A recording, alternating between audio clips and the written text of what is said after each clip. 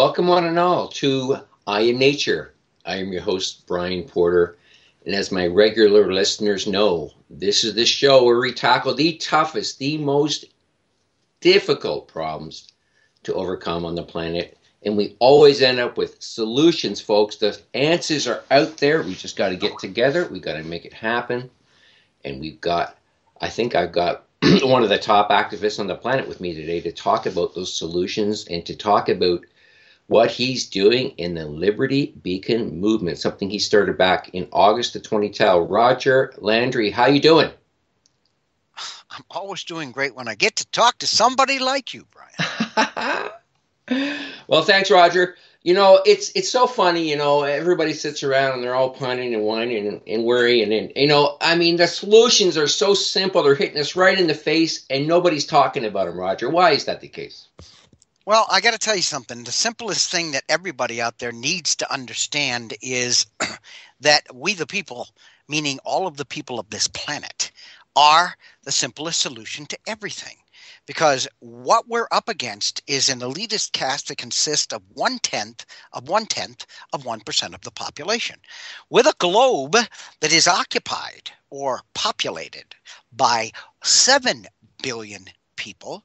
If we get angry, okay, there's nothing we can't do. If we get coordinated, there's nothing we can't accomplish. And if we get the knowledge we need, there's no crap that we have to swallow. So the solution is extremely simple. It's called we, the people of planet Earth. And we are the most powerful force on Earth. Well, when we come together, we are. Right now, we're not quite together. But absolutely not. Roger, what you're doing, I tell you, I know what's going on in this world. I know what's going on in the bad side. I know what's going on in the good side, the white side, the people doing good things. And I have a hard time finding a movement more, you're taking it all on. I just can't believe it. You've got it all figured out, in my opinion. At this point, we just got to get this thing operationalized, and you got the funding worked out. That's the toughest part, getting enough funding to make things happen that you want to do. So absolutely. You want to talk about that to start with, how that's going? Well, I got to tell you that the biggest issue today is if you are an activist and all of a sudden you come up with some money, then all of your activist buddies around you are going to be poking and prodding and say, who did you sell your soul to? Which devil are you now in the service of? What corporation is now pulling your strings? The sad part, Brian, is that in a lot of cases, they're going to be right. Okay? No, because a lot of people sell out. People will struggle and struggle and struggle for years with the best of intentions, and somebody steps up and says, hey, how about if I give you $500,000 a year, and you can pretty much still say your message, but every once in a while we're going to throw a little bit of this in there and a little bit of that in there.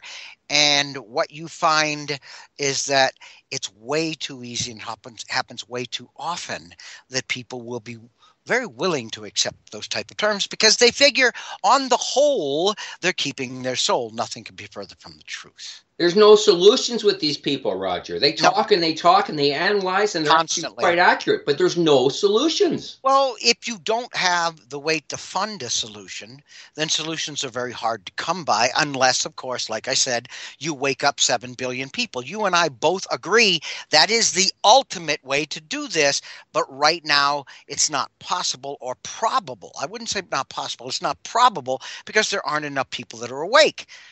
The mission of the Liberty Beacon Project is to put together the largest alternative media source on the planet. Our goal is that by the end of 2016, we will be kicking mainstream media out of our sandbox.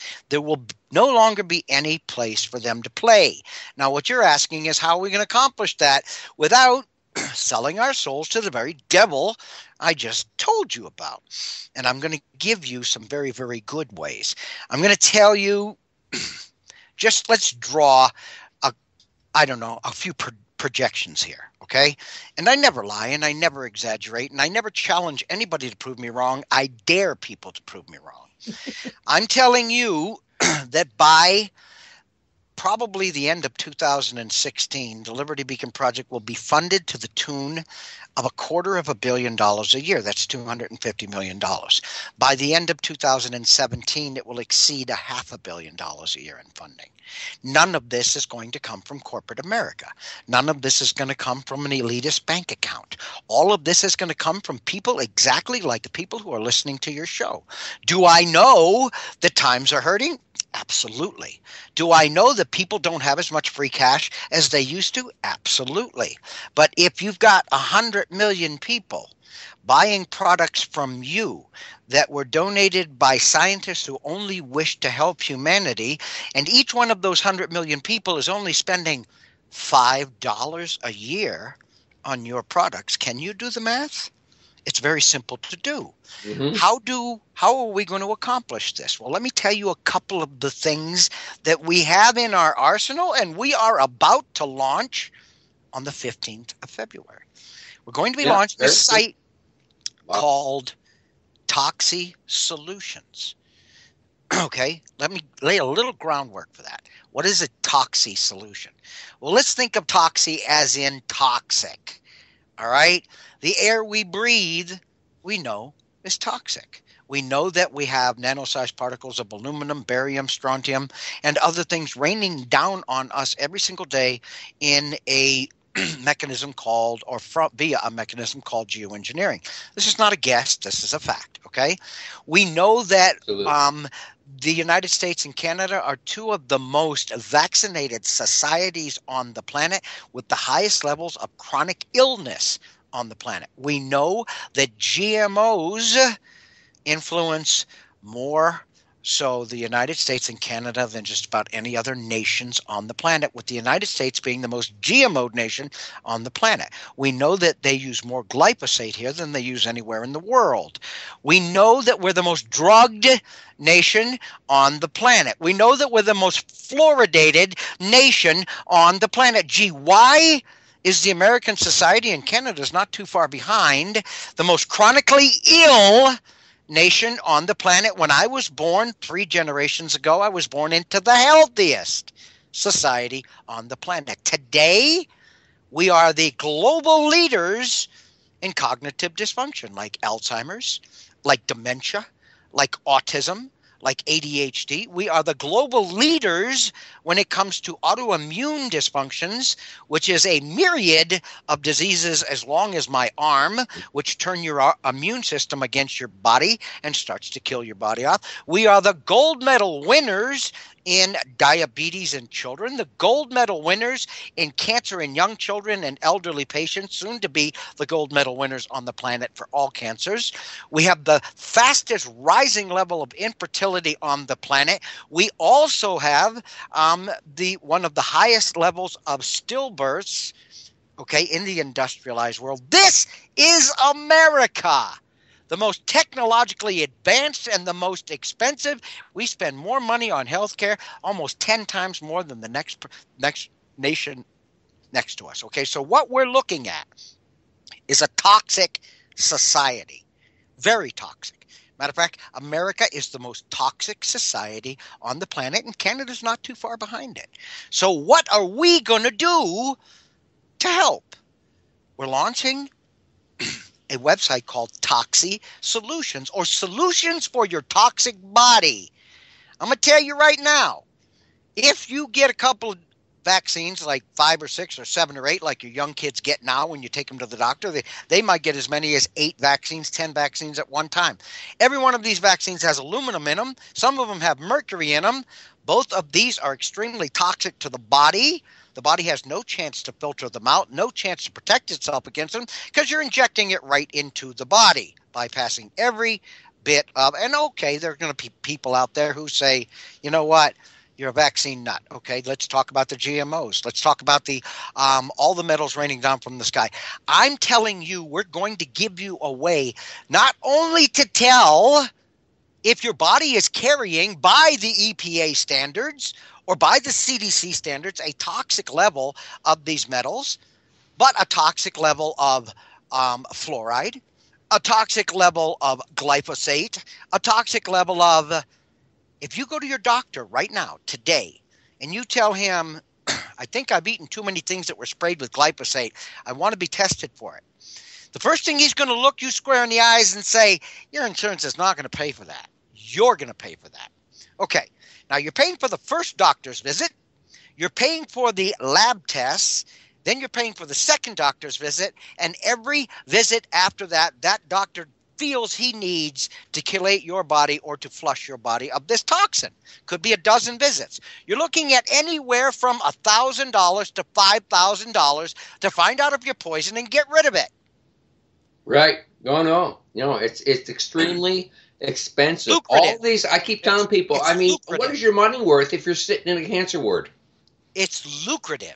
It's done this way intentionally to suck the money out your pocket. What I'm telling you is we're going to offer you the Toxi solution. Okay? Mm-hmm. Where are we going to get our money? I'm telling you, it's not coming from corporate America at all. It's coming from you, the people. We, the people. How are we going to do this? We're going to offer you a test kit. 1 panel all the way up through, say, 6 panels. Okay? And you can test for 1 all the way up to 6 different toxins. And the cost of this might be $75 for a 1-panel kit, $180 for a 6-panel kit. If you go in and you're just testing a blood test for one thing, okay, you're still going to pay over $1,000. Now, try the cost of a blood test if they're testing for a half a dozen different things. But anyway, I'm telling you, the total cost of a ToxiScreen test kit is anywhere from $75 to $175, depending on whether you want to test for 1 or up to 6 different toxins. Okay, now, you're going to say to me, I still got to go to my doctor, No. ToxiScreen is already patented, already conducted double-blind clinical studies, and I'm going to tell you how ToxiScreen stacks up against a blood test. Okay? Beautiful. I'm going to tell you that when ToxiScreen was run, they had some people in Georgia, some families that were exposed to a high level of lead. Okay? So what they did was they brought them all in, and the state sponsored a testing of all of these children to find out if the levels of lead in their system were toxic. ToxiScreen also managed to get in there to do a test at the exact same time. What happened was the children were in the waiting room, were given the ToxiScreen test kit. They were tested with this kit, asleep in their mother's arms, and it never woke them up. Then those same children were brought into the doctor's office, put on the table, and given a blood test where they had to have a needle stuck in them. How many of those children do you think were still asleep? How many of you think were kicking and screaming at the top of their lungs? These are minimally invasive. It's beautiful because a lot of kids don't want to take tests because they hurt. Okay. This was done, the ToxiScreen kit was done with children who were asleep in their mother's arms and never woke them up. You don't have to go to your doctor to do a ToxiScreen test kit. You order it online. It comes straight to your house. You do the test. You put the swab back into a return envelope, seal it up, send it back, and 3 to 5 days later, you get the results. Now, okay, we know it's a hell of a lot cheaper, a hell of a lot, okay? And we know that you can do it at your home. It doesn't require a doctor. Let me just clarify something. You have to send the strip in, or can you read it yourself? No. This gets read down to the parts per billion of toxins in your system. You ain't going to do that on any colored strip. Okay. No way. So what I'm trying to tell you now, what I'm getting to is the accuracy of this test. Okay? Beautiful. The blood test, forget about the urine test, okay? Probably about 65% accurate. Forget about a saliva test, probably about 66 to 67% accurate. The blood test has been the standard the world has used up until now. The standard, 94.3% accurate. Damn accurate. That's the standard, okay?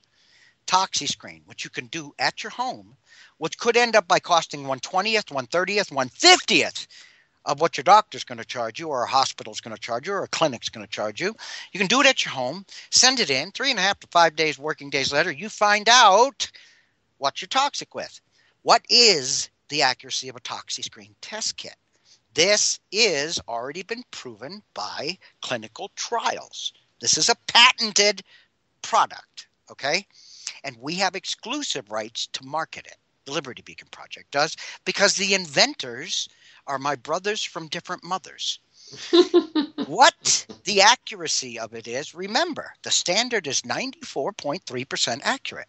ToxiScreen is 99.19% accurate. Wow, wow. We're talking a cost of $75 versus $2,000 or $3,000. We're talking about the convenience of doing it in your home without, you can do it while your child is asleep on the couch.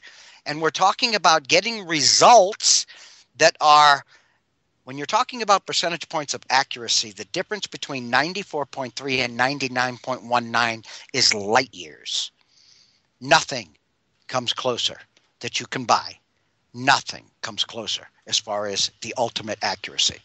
So that's the first thing we're going to offer. So this product's been out there a while. It's been tested a lot. So it has not been out there for a while.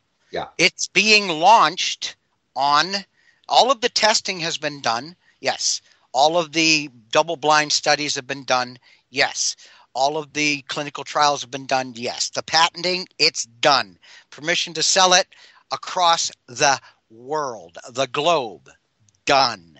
Who has the rights to do this? We do.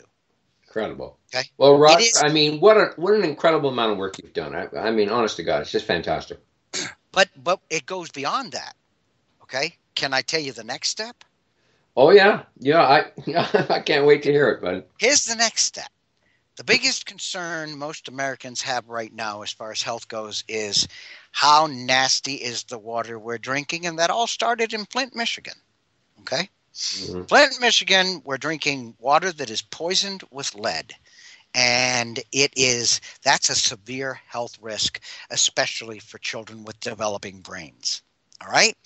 So, now, what if I told you that we're in the process of having the ToxiScreen test kit, okay, shifted over so that you can buy a kit for maybe as little as $20 that you can take home, stick in a glass of water from your tap for 60 seconds, take it out, shake it off, stick it back in the package, send it back to them, and find out to the parts per billion not only how much lead is in your water, whether it's got arsenic in your water, whether you've got fluoride in your water and how much fluoride there is.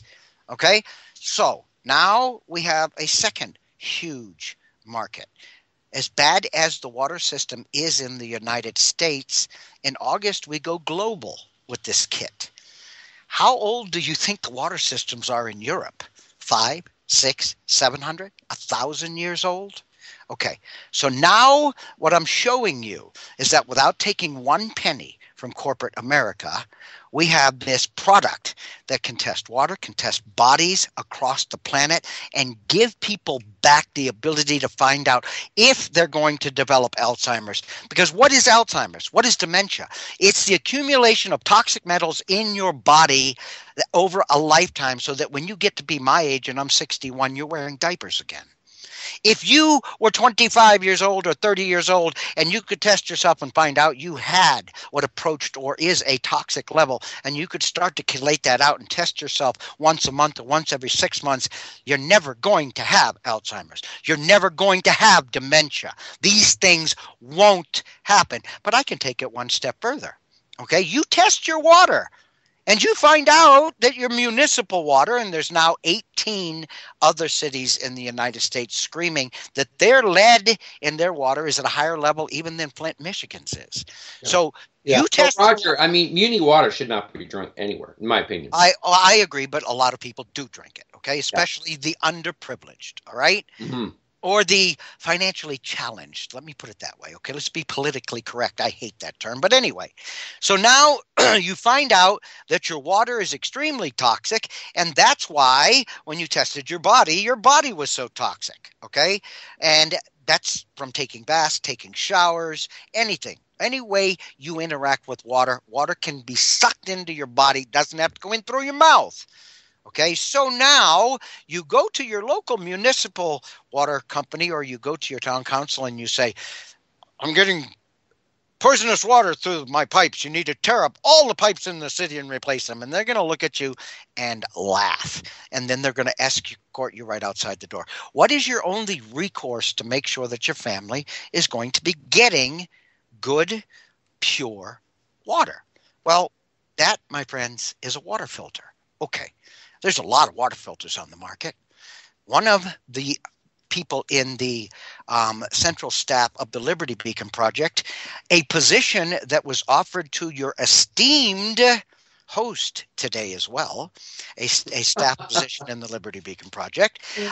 One of our members that helps us run this project is Professor James McKinney, who just so happened to have invented and is building and supplying us with the most efficient and effective water filter on the planet. Is it the most expensive? No way.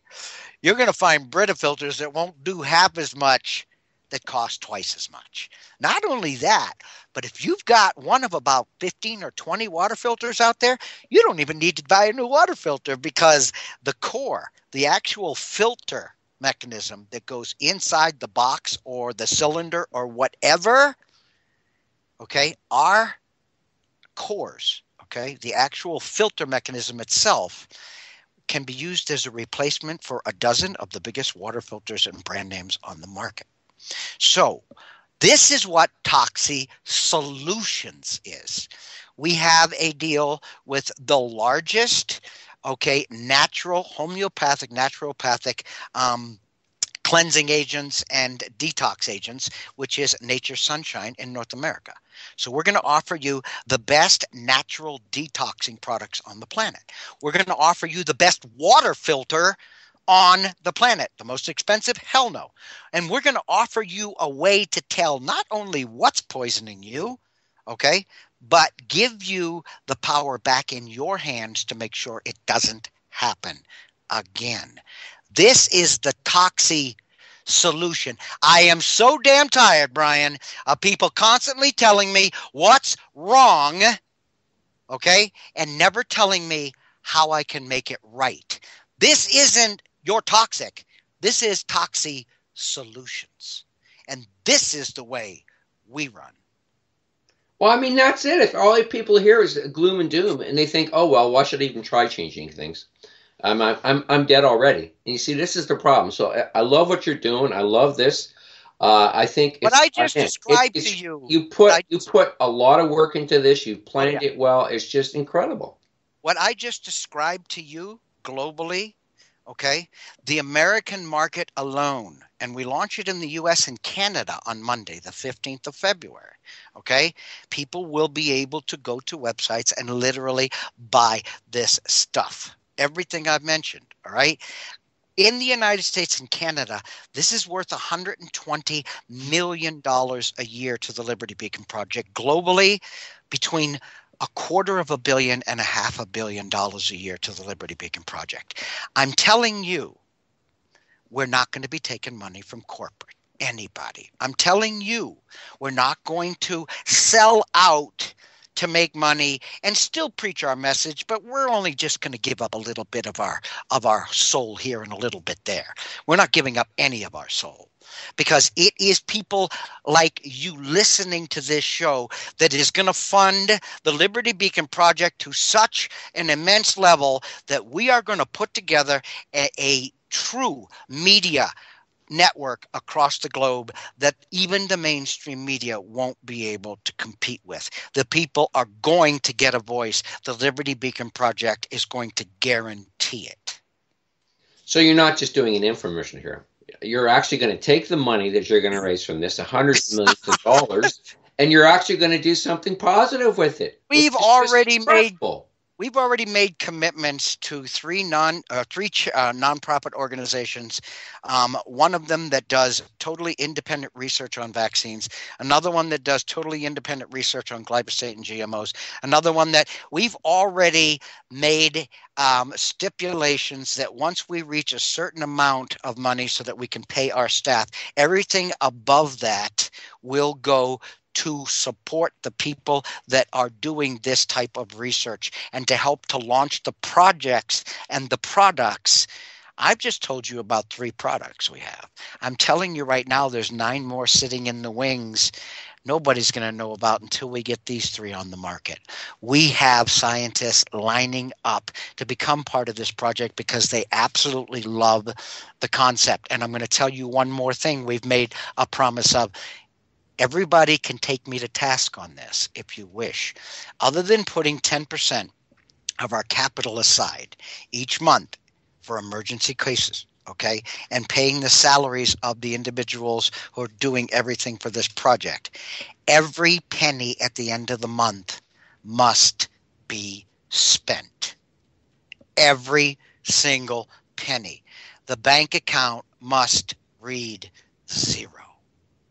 So does that answer your question, Brian? Well, people listen. I mean, this guy is coming up with a way to raise funds to do incredibly good work for the planet. I'm just, like I said, I don't know anybody else doing this, and I'm not making this up, folks. I mean, this is incredible. I mean, this has been the hardest thing for so many people who want to do good things to find a way to fund them, and I think you've solved the problem.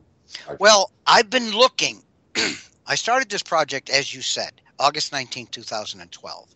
And I knew, okay, we have websites across the planet. We have a radio network. We have a TV show that's seen in 100. Actually, I just came off of my live TV show that's seen in over 140 countries. But you can only say so many things. Saying things accomplishes nothing if people are not, okay, involved in activities. Activist doesn't mean talking. Activist doesn't mean talking. Activist means action. Okay? So, all right, we knew that in order to take this to the next level, we would have to fund it.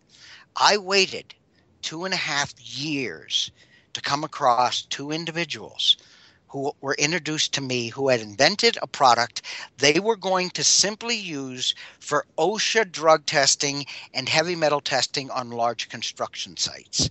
That's all they had intended ToxiScreen for.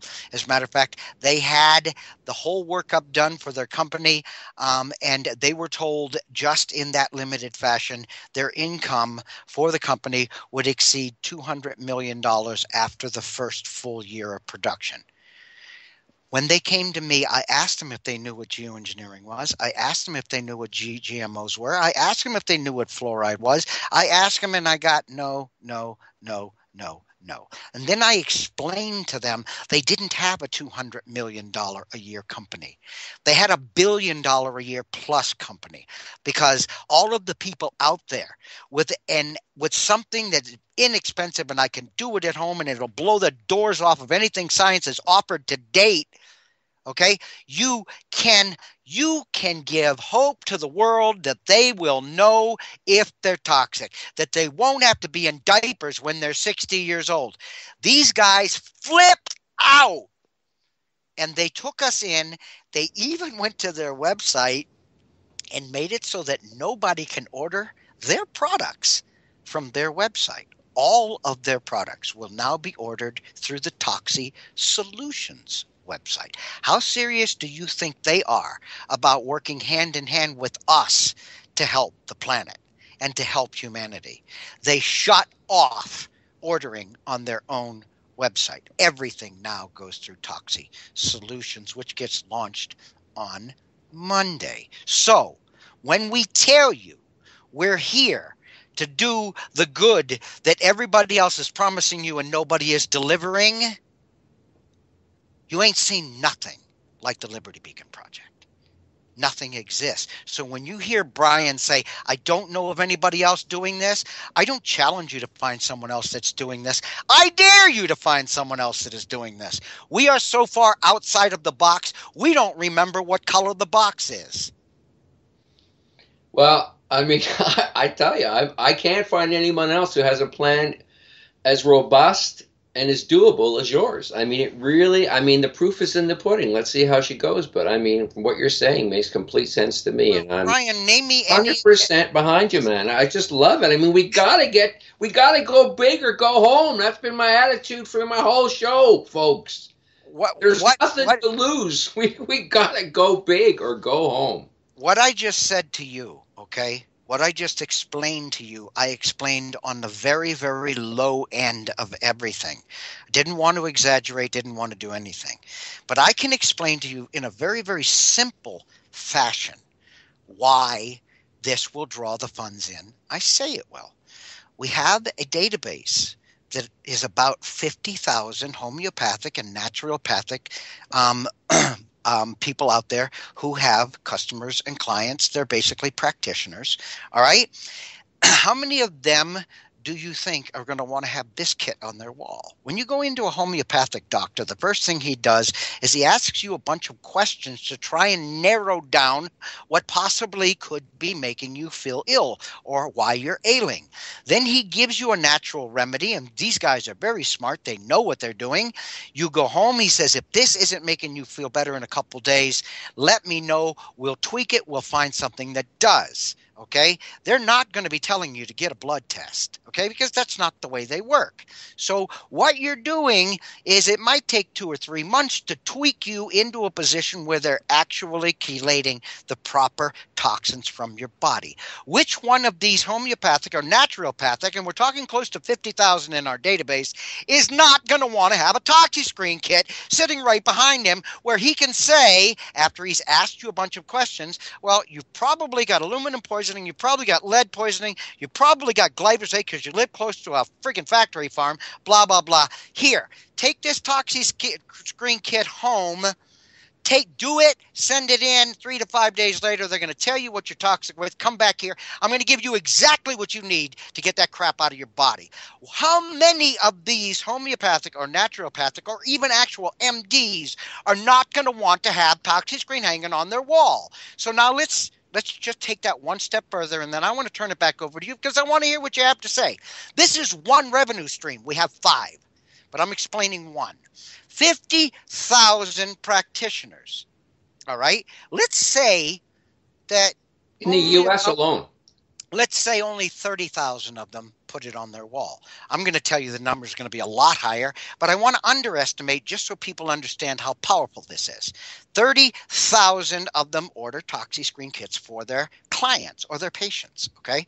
They only sell 5 a week. All right. That's it. Again, I'm not going to blow this out of proportion. 30,000 times 5 is 150,000.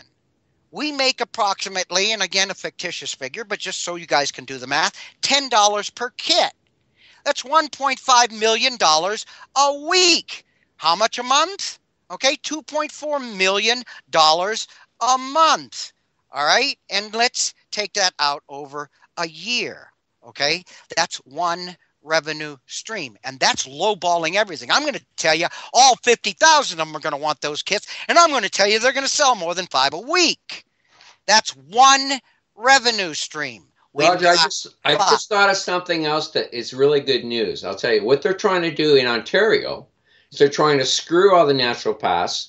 Yes. Last year they passed legislation that's basically said that you're not going to be allowed to use our blood testing facilities, the labs in Ontario. I know. Rose Stevens is our Canadian rep, and she is already, okay, because she is huge in the anti-GMO, anti-glyphosate, anti-all of this crap movement up there. She's big in it, and she's well-known, and she is already talking to a lot of your homeopaths and your naturopaths, and they are frothing at the bit right now. They don't want us to wait till Monday to start sending them kits. They want them now. So everybody listening, when I say, okay, within a couple of months, within 6 months, 100 million, within a year, 250 million, within 2 years, 500 million, I'm lowballing this just so you guys won't think I'm off in la la land.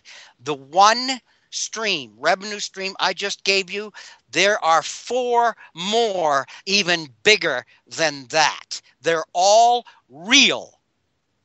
We have been working on this for 4 years. The numbers have been crunched. The procedures have been beat up from every direction.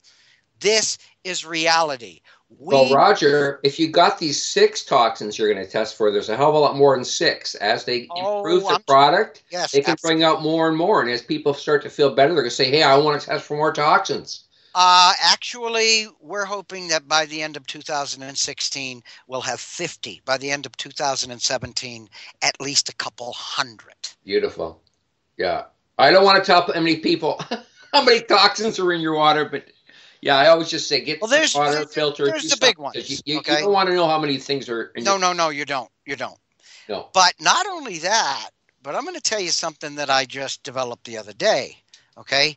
I have developed a means, and we're going to be making a film on how to do this.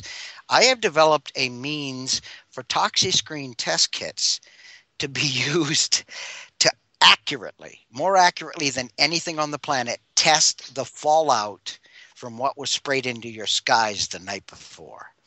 Super accurately, more accurate than anything on the planet. You can test for what was sprayed in your skies. Wow. Michael Murphy must have liked that. Did you tell him about that in your interview? Michael's part of the central staff right now. If I hadn't told him that, he'd probably be wanting to kill me right about now. He was one of the first people I told.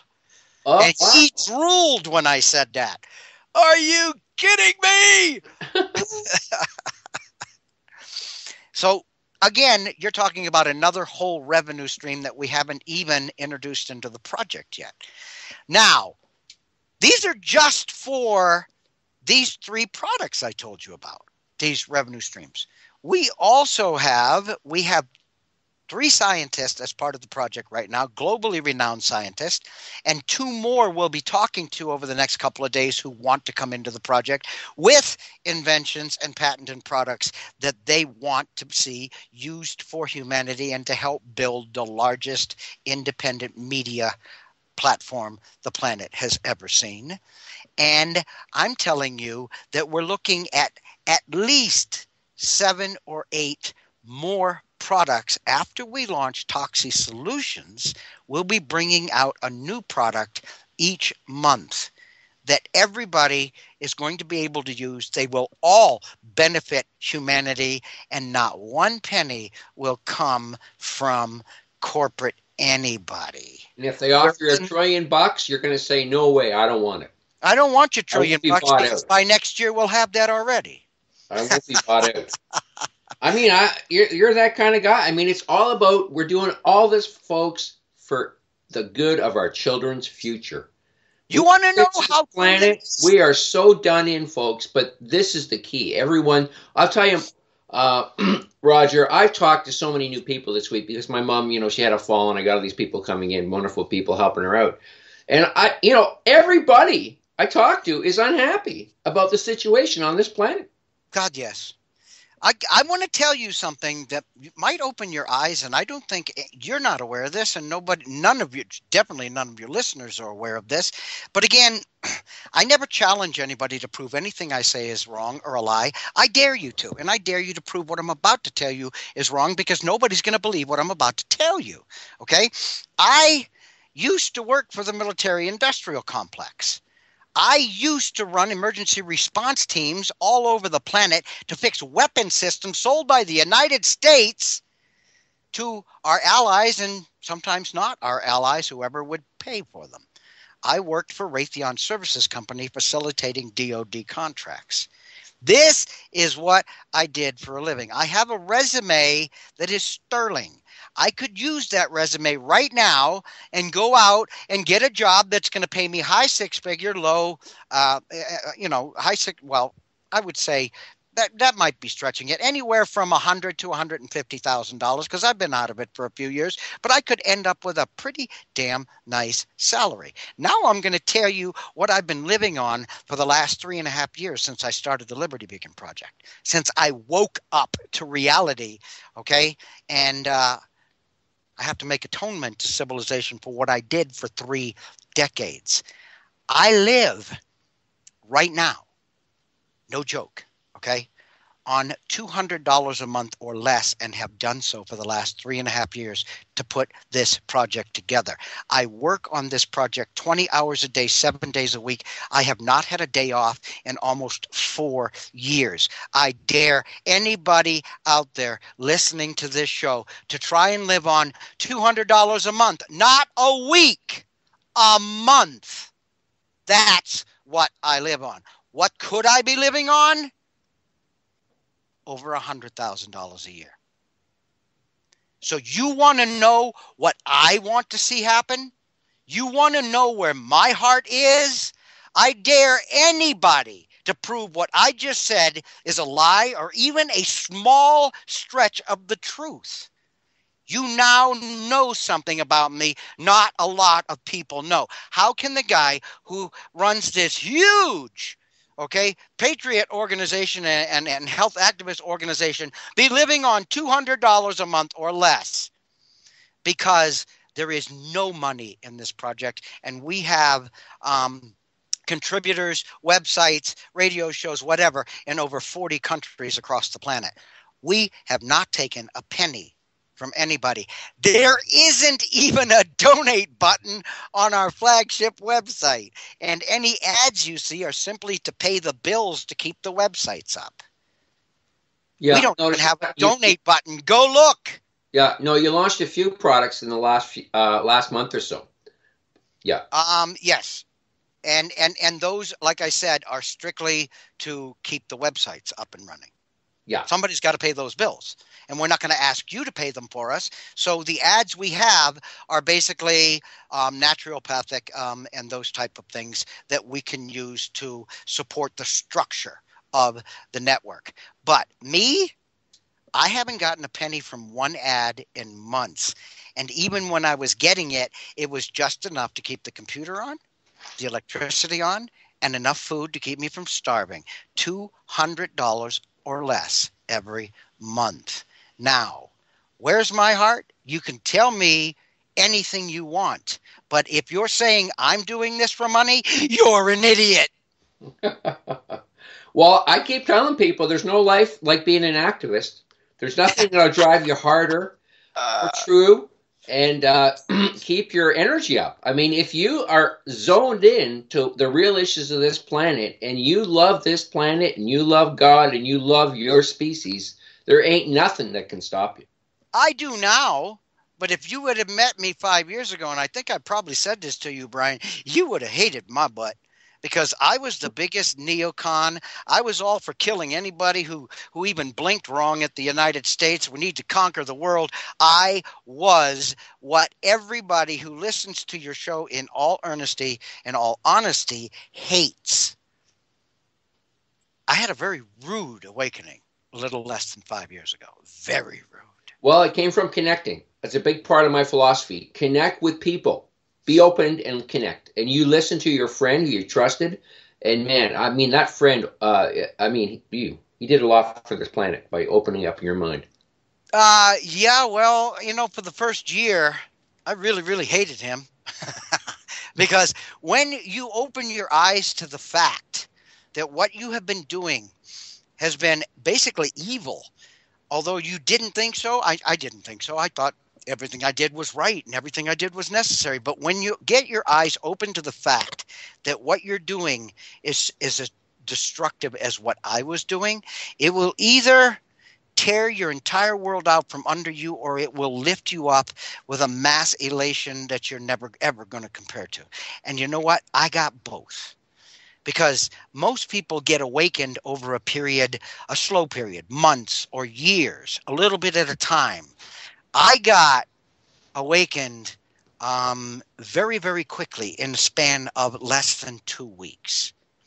Everything that I believed was torn right out from under me in a period of less than 2 weeks. And I consider myself to be an intelligent individual. That's what I was being paid to do. I was paid because I could find things and organize things and get things working in a fashion nobody else could.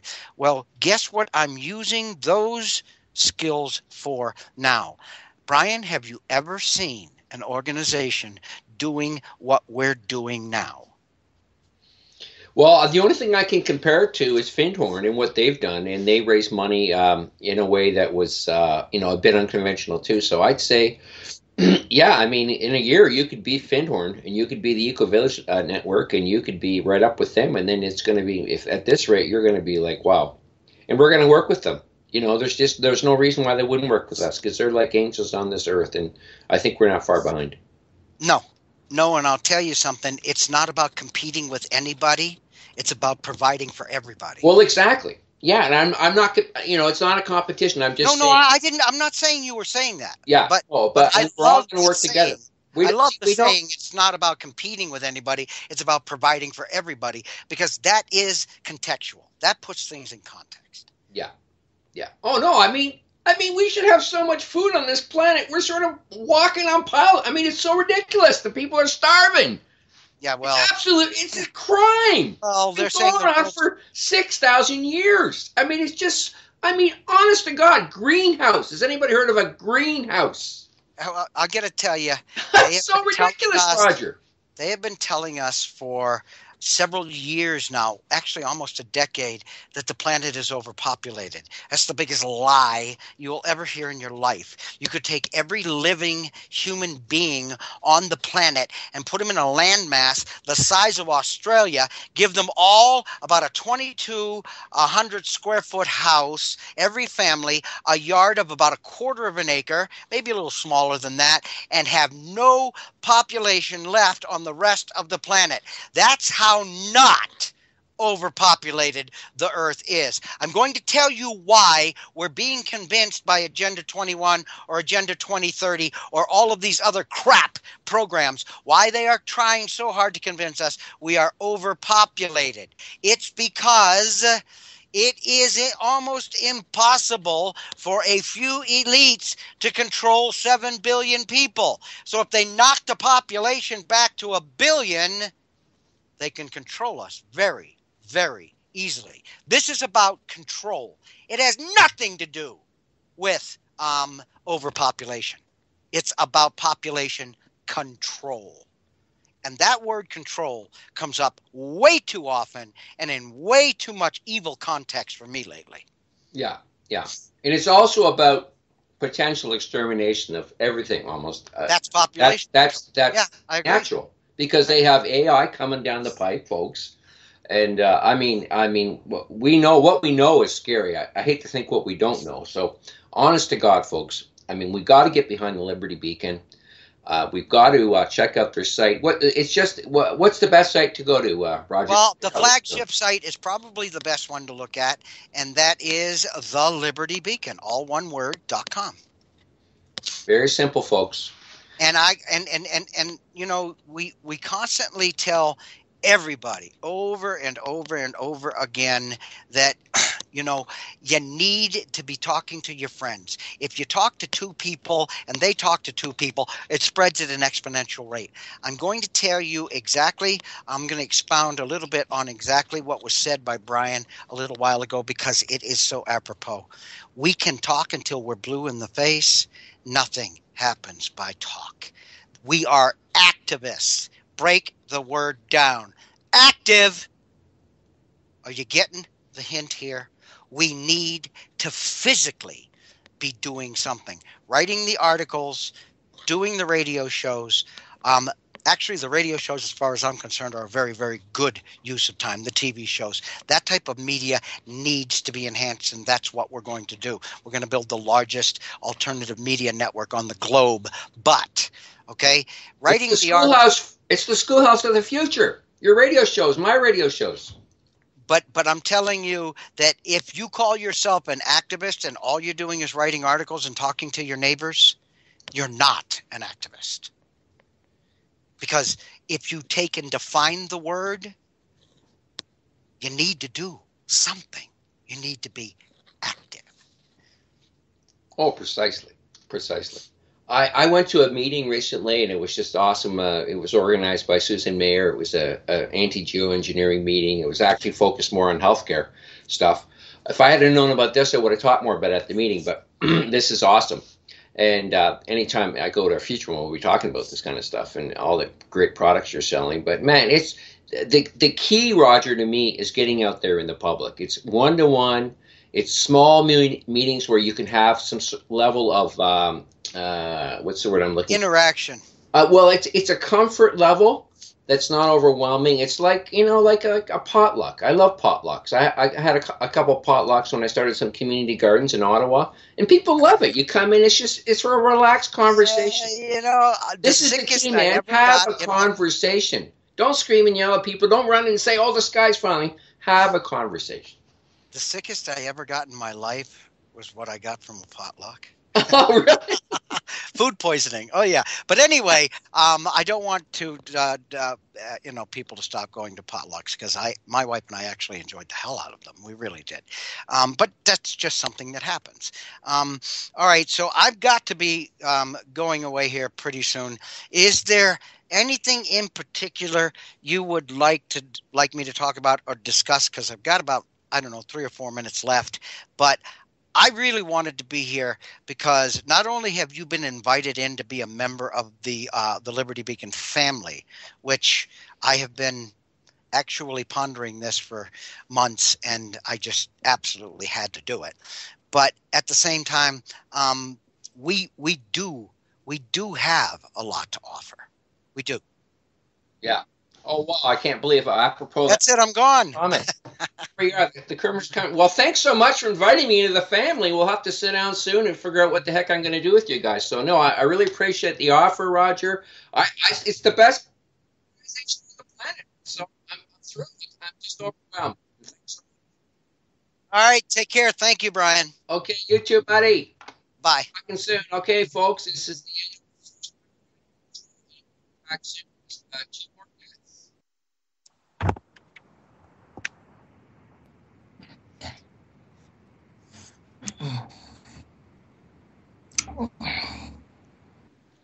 Welcome, everyone, back to I Am Nature. I'm your host, Brian Porter, and I've got two amazing guests ready to go second hour here. But I just want to put in my plea to support Revolution Radio. This amazing platform has allowed me to put my message out of the fact that we do live on a planet that can be resurrected, that there are solutions. And you know what?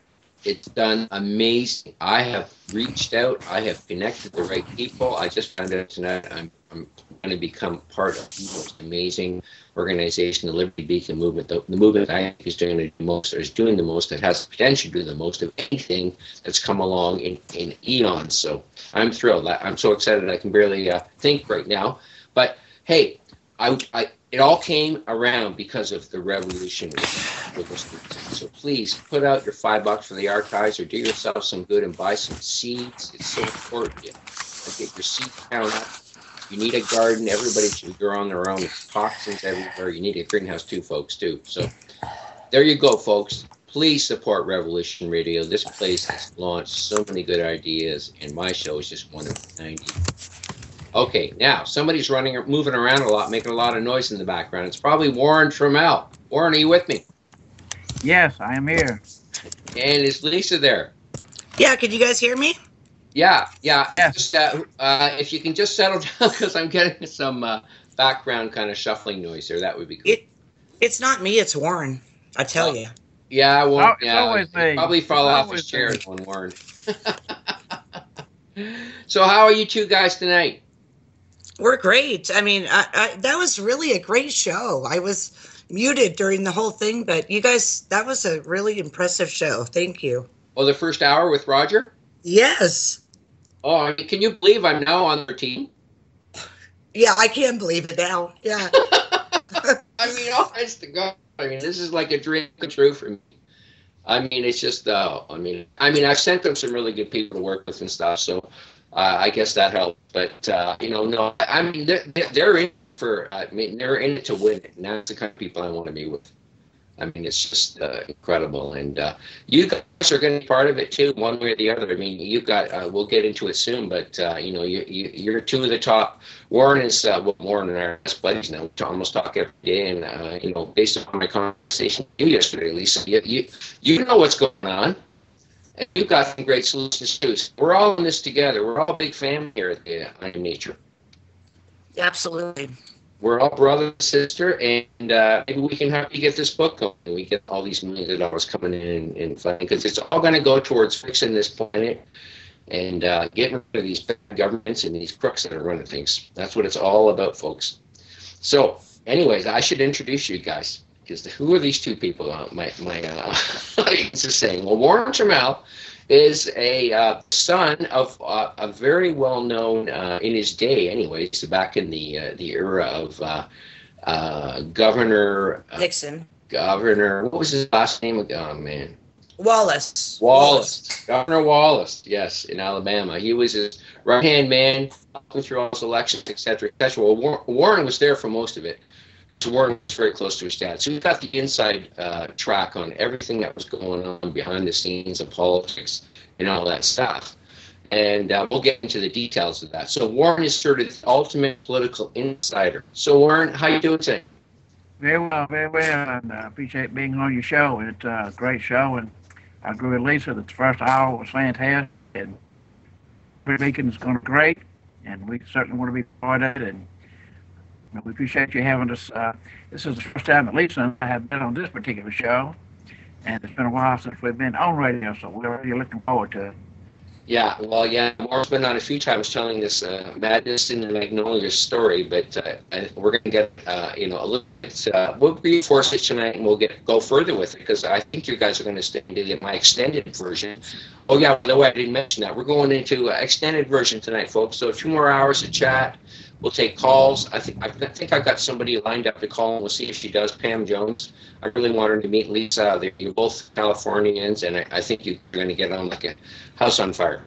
So Lisa Elkins Goodman, she has the most incredible site. One of the most incredibly informative sites I've ever looked at. Lisa, what's the web address for it? It's LisaLeaks.com, Madness and the Magnolias, and actually Warren was the inspiration for me starting a webpage. Oh, you're kidding?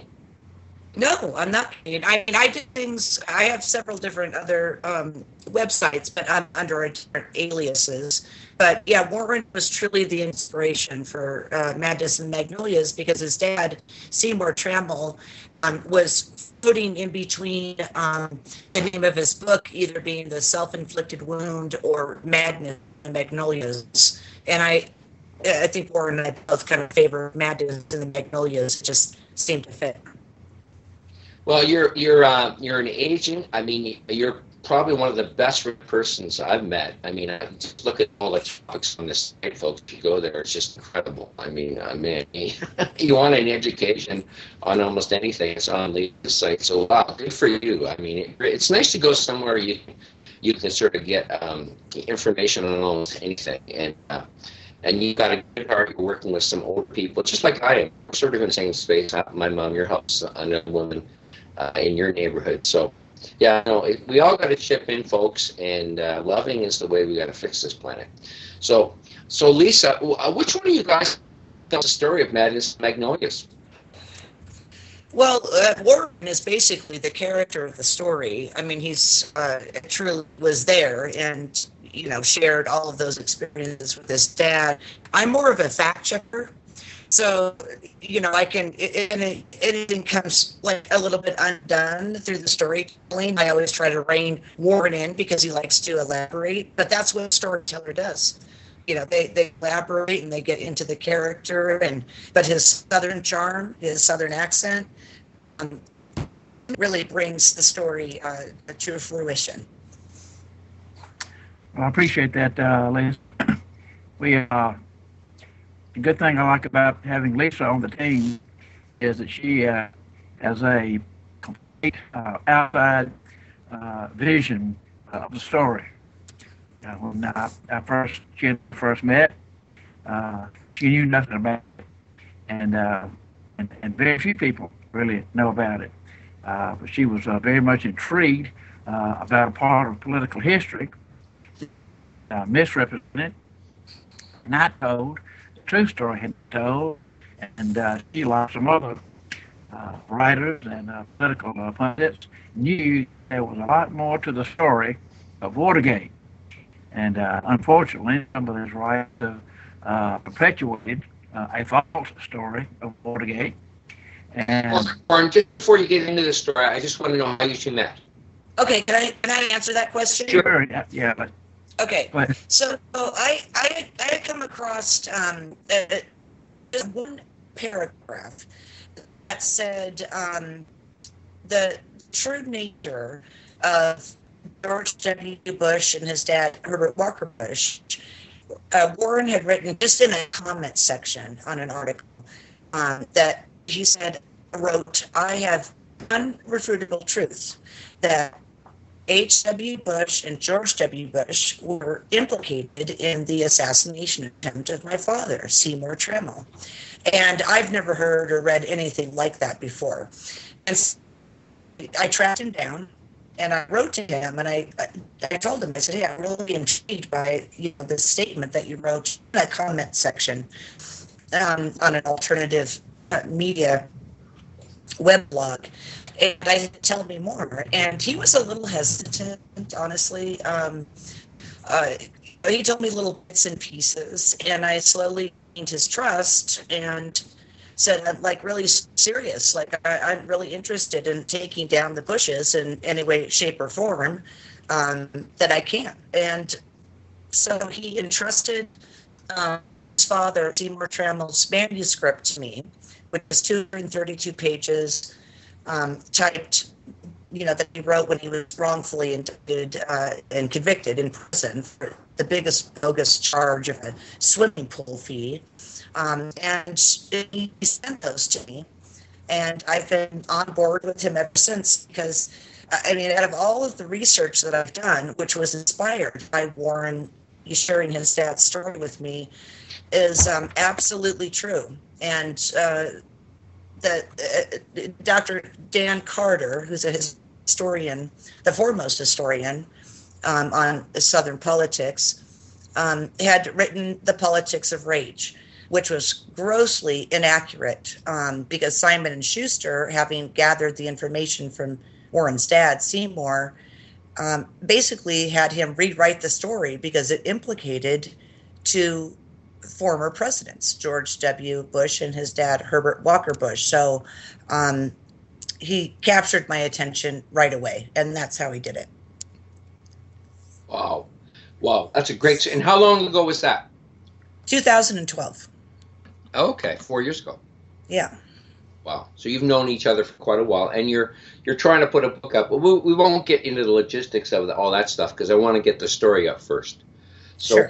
let's start it with Warren and your dad and just explain how your dad knew Governor Wallace and when things got why you think things got nasty, and they were attempts on both of their lives. Absolutely.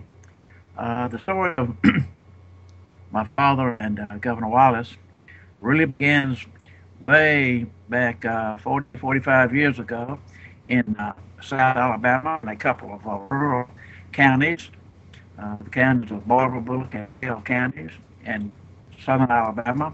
And at the time, Wallace was the circuit judge for those three counties, and my father was what today we would call the DA, but way back then, the DA was called circuit solicitors. And so my father was the circuit solicitor, and Governor Wallace was the circuit judge, and they worked together and became friends. And in the governor's race of 1958 in Alabama, the race was, of course, in the Democratic Party, and back then there was really only one party in Alabama, that was the Democratic Party. Of course, it's changed over the years, but back then it was the Democratic Party, and the two main candidates in that race was Circuit Judge George Wallace and another lawyer who was the Attorney General of Alabama at that time, John Patterson. And so they had a very fierce campaign for the 1958 governor's race. And John Patterson was a pro-segregation candidate, and Governor Wallace was a pro-integration candidate. And Alabama at that particular time in political history was very much divided racially, but the overwhelming majority of the citizens of Alabama were very much pro segregation, and they wanted to keep the races separate during that time. And because John Patterson was such a big segregationist, he was elected the governor in 1958 in an overwhelming landslide. And the day after the election, Circuit Judge Wallace came to my father's law office, and said that he wanted to continue his race for governor, and he wanted my father to be his campaign manager. My father was not really a campaign manager for John Patterson, but he was had helped Governor Patterson in an investigation over in the eastern part of Alabama. The mobsters were real big in Alabama during that time, and the mobsters were really after the father of Patterson, and they actually assassinated him. And so Governor Patterson, as Attorney General, used my father and several other attorneys to prosecute the mobsters in Alabama at that time. And that's what really between getting the mobsters and being a segregationist, people of Alabama overwhelmingly elected him.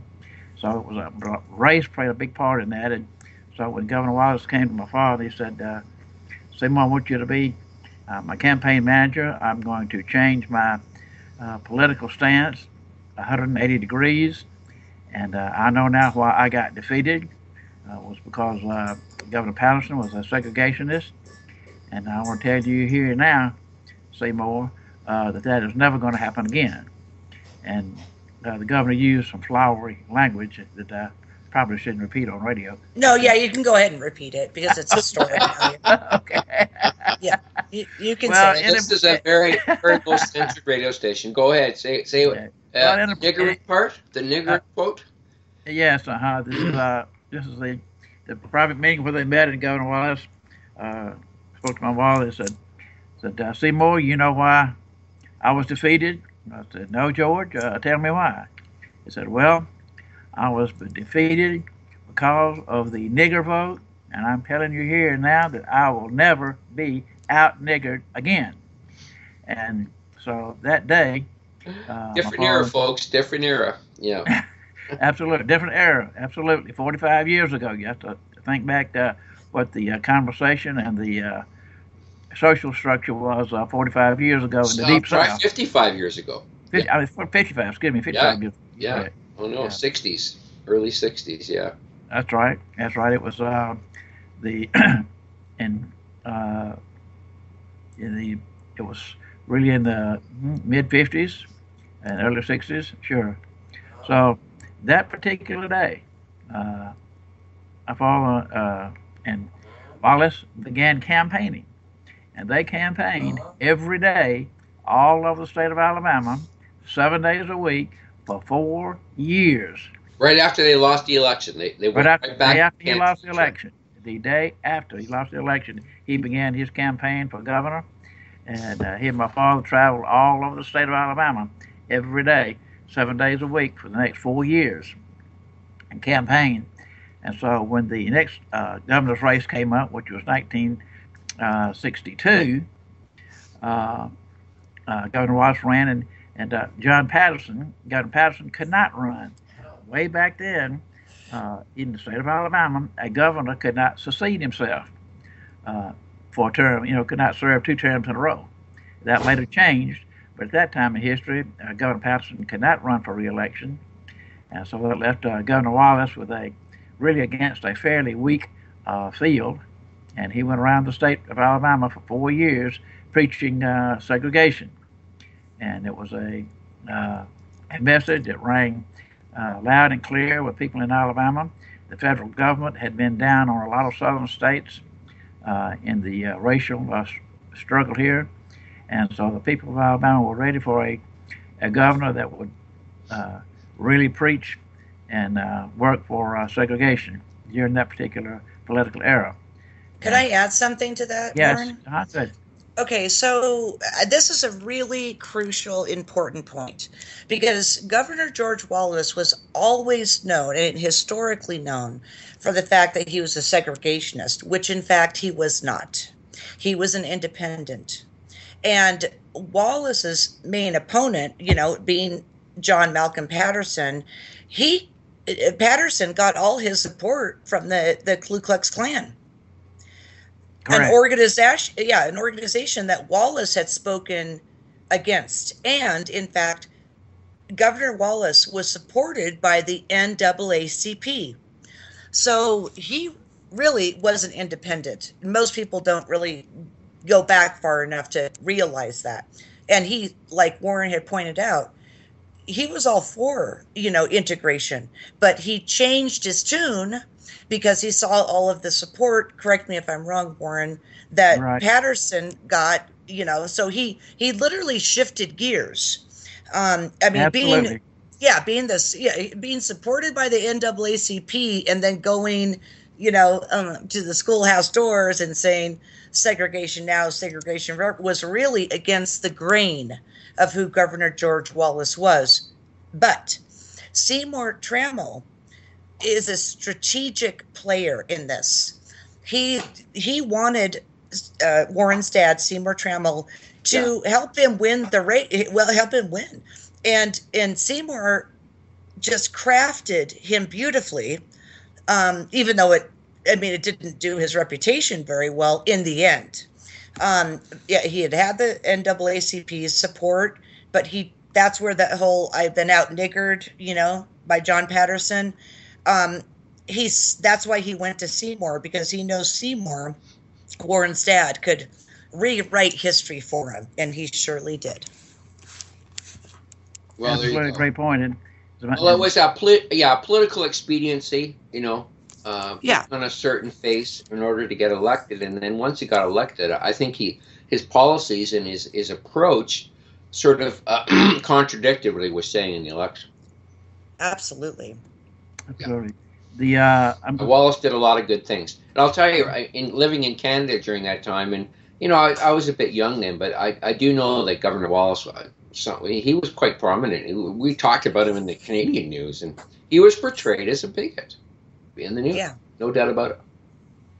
Yeah, up here in Canada, anyways. Lisa's point really has some value for it, even way down the line in history, since you mentioned Dr. Dan Carter, who was in the process of writing his book, The Politics of Rage, and when he read my father's manuscript and then took another year and a half to research and fact check everything that my father had written, Dan Carter had to admit that as he began his book, it was totally wrong. And he had the whole story of Wallace totally 100% wrong. And so Dan Carter's book was over 3 years late coming out because he had to go back and totally rewrite his book to match the truth of history that Dr. Carter found out through reading my father's manuscript. And that's a little bit ahead, but I wanted to make that point that Lisa made, how so many people had the wrong idea about Wallace, and how Wallace did change, and how he changed his whole philosophy and came through the political process, or, as you say, political expediency.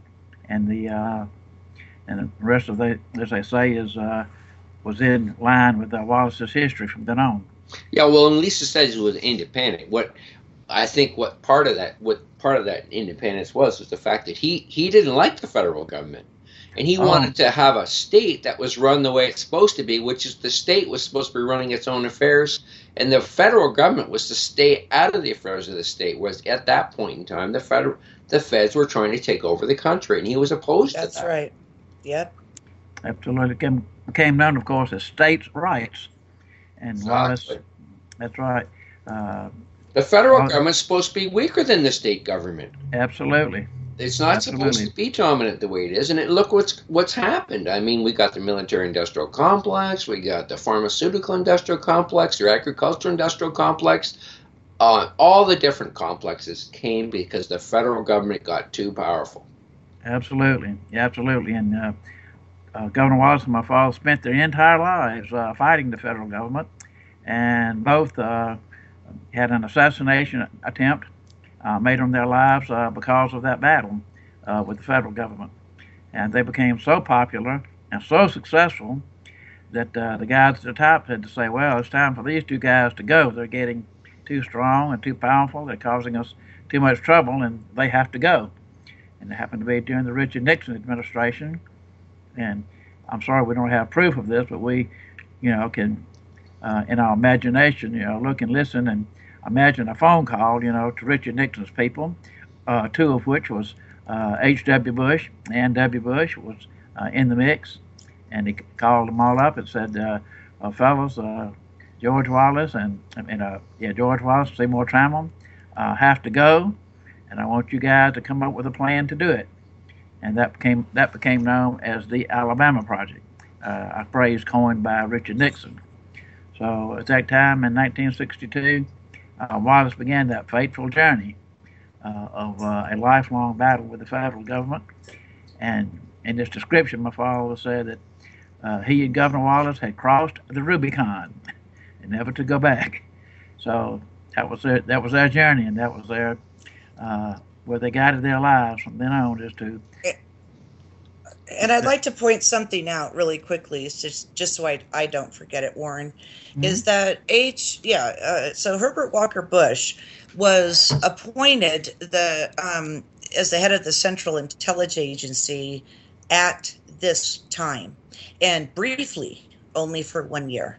And it was to get the job done that Nixon wanted him to get done, which in part was assigning George W., who had gone AWOL, to spy on the Wallace campaign. But the fact that Herbert Walker Bush, he was the director of the CIA, and that's not in our imagination. We know that's true. But he was only there for 1 year. And in that 1 year. 1 year. Usually they stay for 20. 1 year. I mean, correct. That's suspicious. Yeah.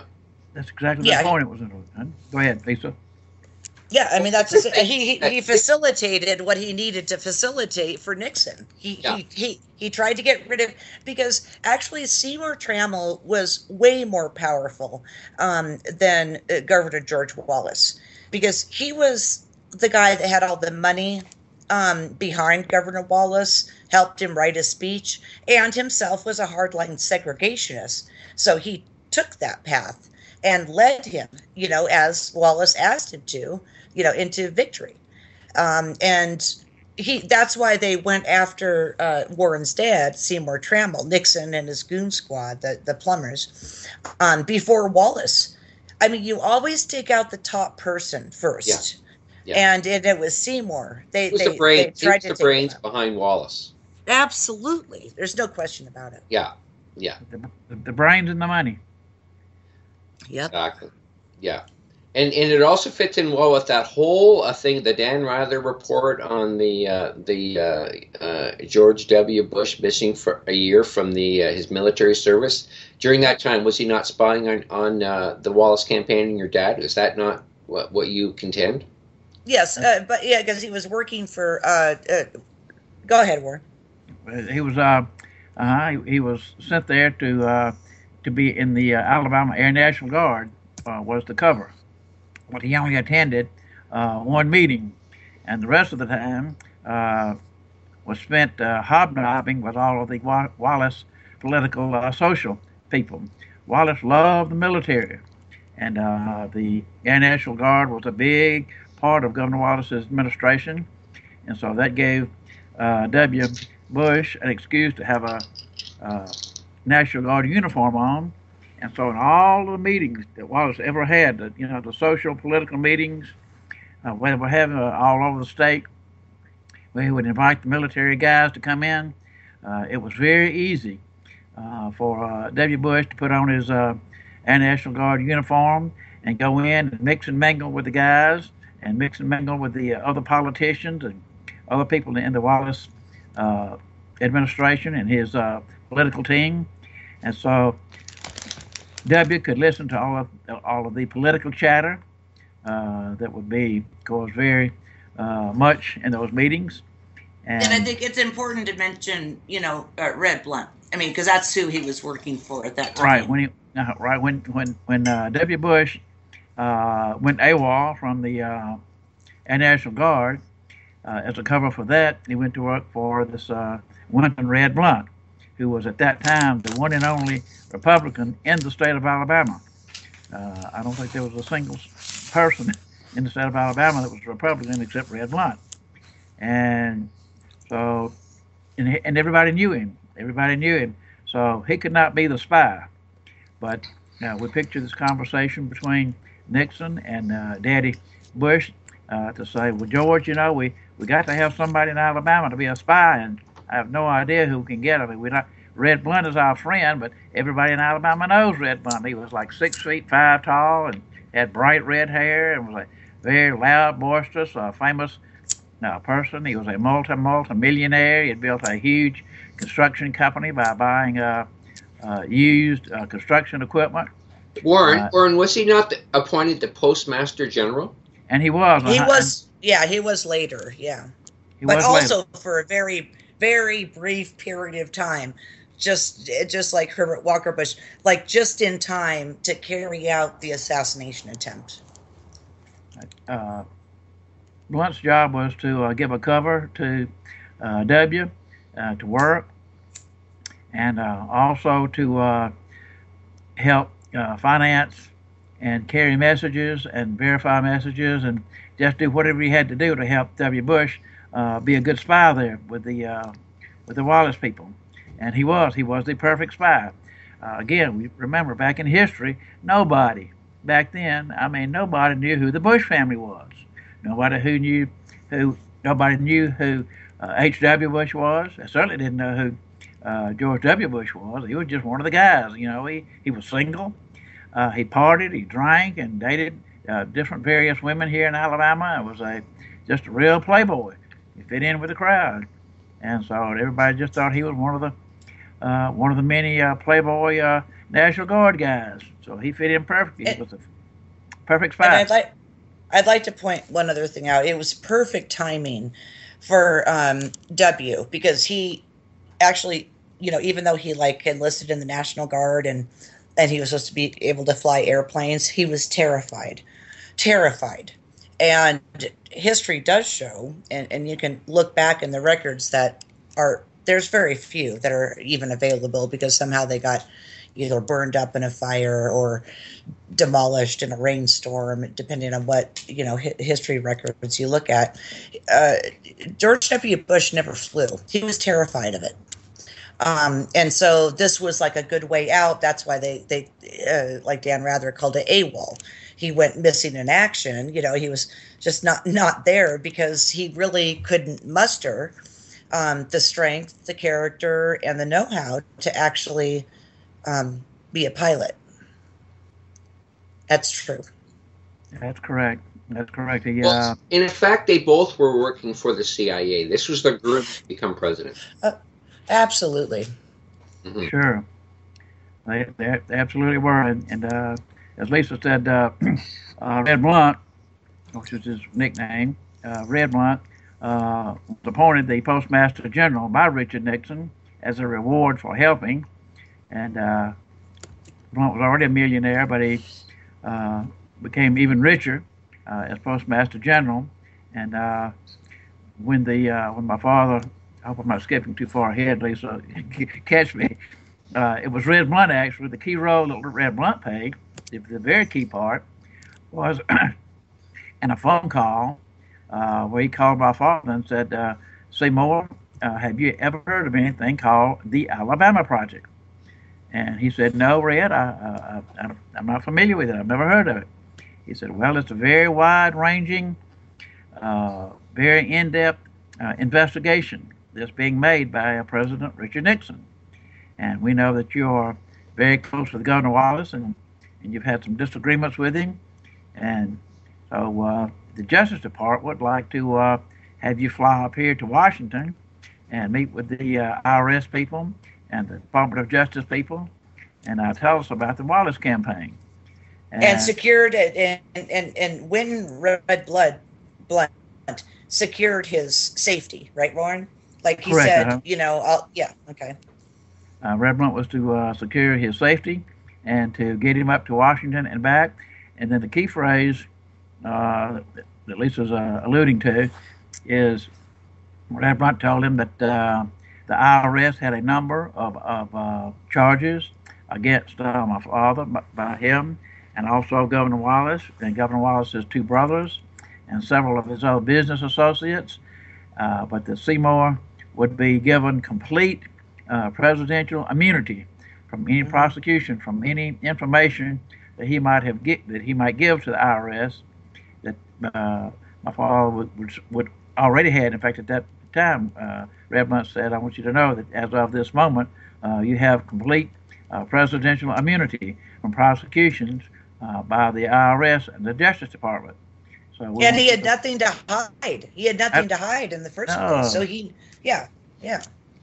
had nothing to hide. His CPA was the #1 CPA in the state of Alabama, and Wallace knew. My father knew that the IRS had been down on him, and so he instructed this Mr. Sam Diamond, the #1 CPA in the state, to make sure that all my father's tax records were clear, and also the tax records of the governor's family.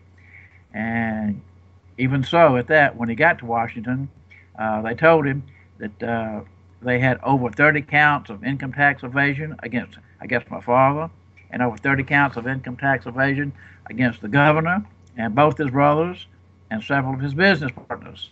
So the IRS had been working overtime to come up with these fake, bogus charges against my father and the governor and his brothers and family and friends.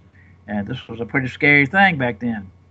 Still is today, but IRS was much to be feared back then. Okay, but Warren, let's go back a bit. Okay. Back to the chronology here. Now, I understand that what really pissed Nixon off is that Wallace started to go after the presidency.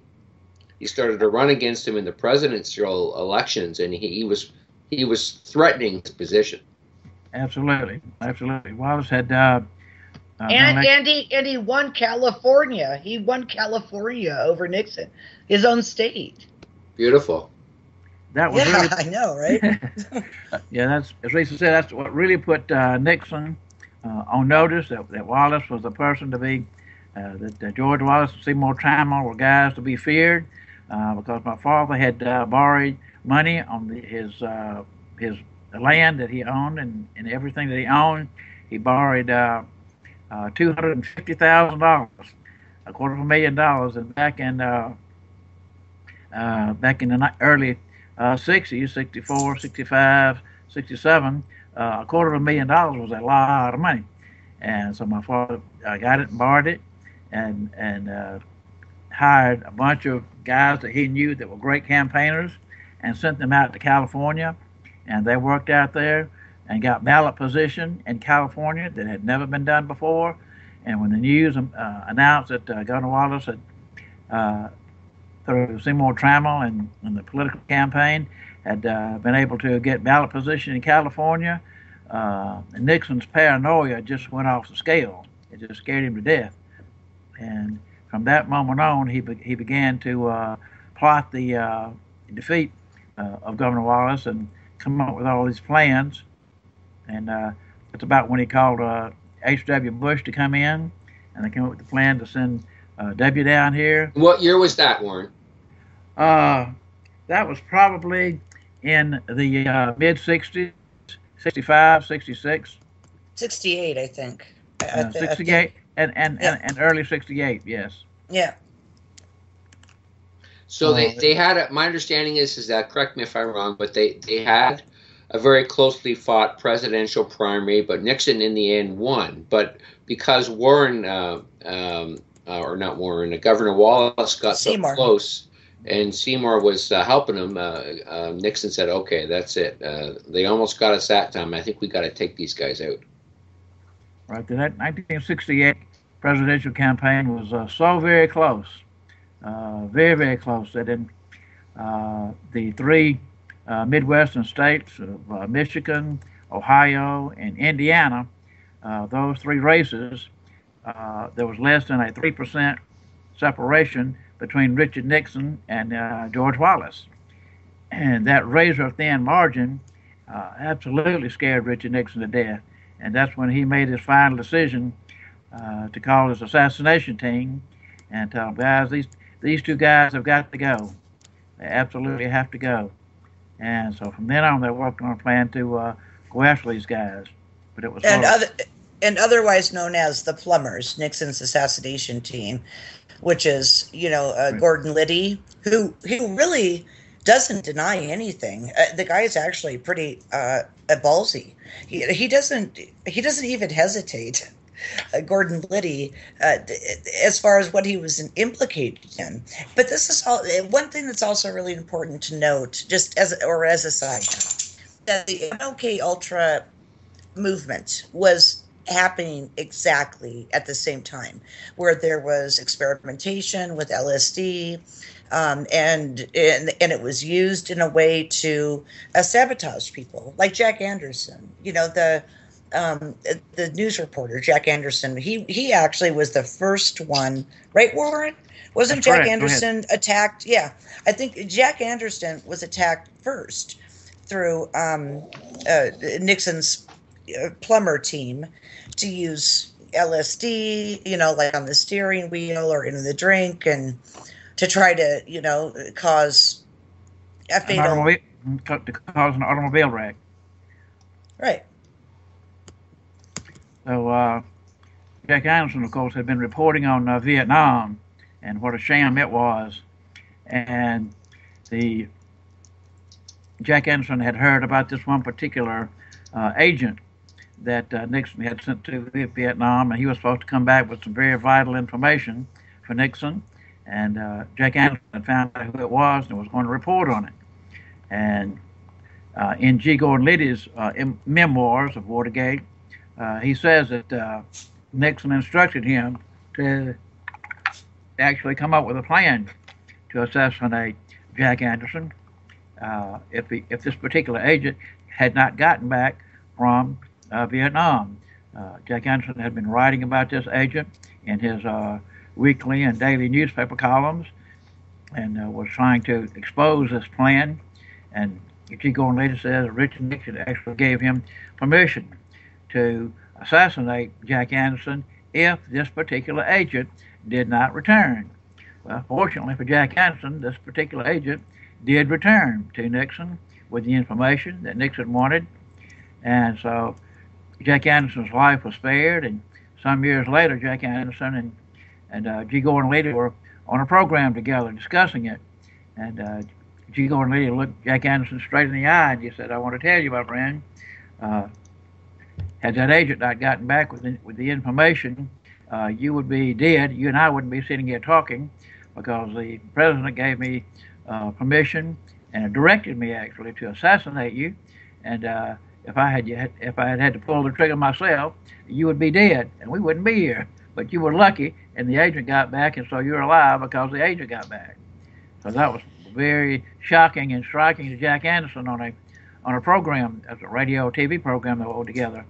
So that's how bold that Richard Nixon was. He had no compunction whatsoever about killing anyone for any reason, and everything he did in his administration that was along that line was always justified by what we always called national security. Everything was justified in the name of national security. So assassinating my father and Governor Wallace became a matter of national security, because they almost caused Richard Nixon to lose the presidential election of 1968 and 1972. But to Richard Nixon, that was a matter of national security. Well, so, Warren, I mean, just getting back to Kennedy's assassination, I mean, it's to me, it's proven beyond a doubt with the admission of people like Bill Cooper that he saw the memo. We took out Kennedy because he was considered a security risk. Absolutely. From the CIA and the Office of Naval Intelligence. So, yeah.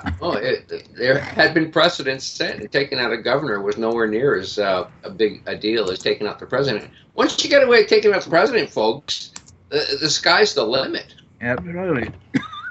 Absolutely, it is. From there on, you have the ability or the reasoning, the justification to assassinate anyone. And the confidence. And look at how many people were taken out all over the planet. This is where it all started. Yeah.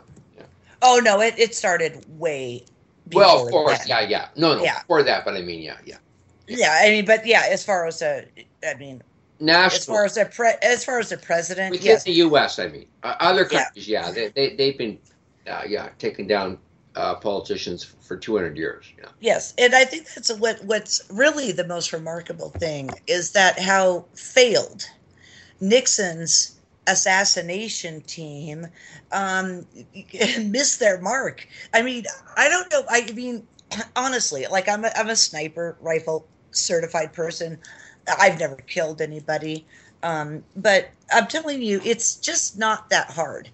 And the fact that Nixon's quote unquote assassination team fumbled as many times as they did, I mean, I don't know what excuse there is for that.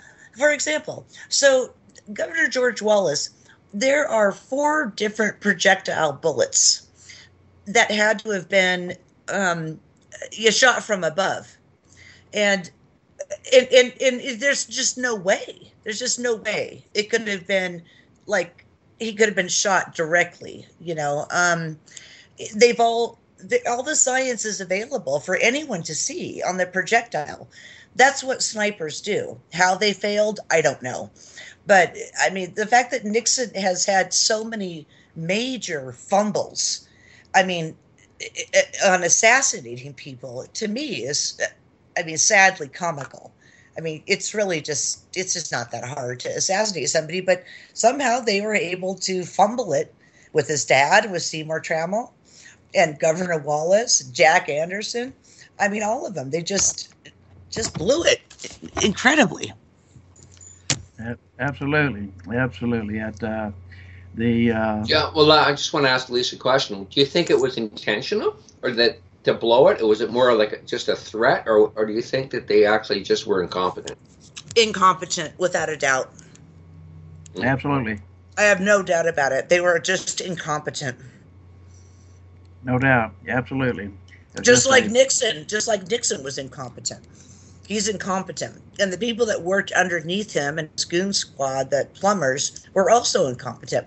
Now, but I just want to, just as a side note, I'm not making an excuse for them, but they were all using drugs. Personally, I'm not against drugs. I mean, not some drugs. I mean, some drugs, yes, but maybe not others. But you know what? I thought the exact same thing. Before you said right? I bet you they were high. They were so high, and that's why Nixon had such a high level of paranoia. And he admitted it. I mean, he did. Because he was so paranoid because, he was taking drugs. And at that time, we're still, in the experimental stage. Maybe not for other countries, but for us. And Nixon wanted to try them out. He wanted to kind of test. And so did Kennedy, by the way. JFK also tried LSD, and that's well recorded. But yes, they just kind of wanted to know what it was like, and I think that they just, I don't know, got together in a really high moment and decided, let's do this. I don't know. There's just nothing to me except incompetence. Absolutely. In the shooting of Governor Wallace in Maryland, of course, he was shot from the front from Arthur Bremer with very soft bullets. The bullets that Arthur Bremer fired would never have killed Governor Wallace. The bullet load in the gun was too low. The bullets themselves were made out of very soft lead. They barely penetrated his body. Arthur Bremer never shot him. He never shot. There's no way. If you look at the autopsy reports that Warren, I neglected to send to you, and I'm sorry. There's no way that someone at such a close range could have had bullets that project out the way they did. It had to be from up above. But who's standing right to Arthur Bremer? G. Gordon Liddy. That's G. Gordon Liddy. In all the videos that anyone has ever watched on the assassination attempt of Wallace is G. Gordon Liddy. It's right him. there next to him. Right there. You can see him clear as day. Yep. Yeah. Okay. Well, let's review those assassination attempts then. So it was Wallace who was first, or was it Seymour who was? No, Seymour. He's way more important than Wallace. Okay. Yeah. They're a year apart, right? I think, but a year apart. Okay. So give us a scenario there on Seymour, Warren's dad. Yeah, well, this happened in our capital city in Montgomery in late 1971, and they were at one of these typical political social meetings at a very famous hot spot in Montgomery, which still exists today. It's 55, 60 years later. Diplomat Inn still exists in Montgomery, Alabama. Except it's like an apartment rental place now, right? All right, now it's just an apartment rental, yeah, and a slumlord place. It is run down to. I'm surprised they haven't torn the whole building down, but in the late '60s and early '70s, the Diplomat Inn was the place to be. If you needed to see and be seen, and if you were anybody that was anybody, you had to be at the Diplomat Inn, and it still exists today. And at that time, in 1971, there was a big. Of course, they had several parties and political meetings there. The governor did, and my father had arranged them.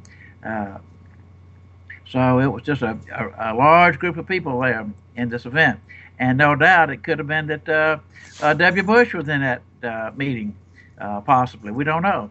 But W. Bush could very well have been there in his National Guard uniform because there were always those military guys around.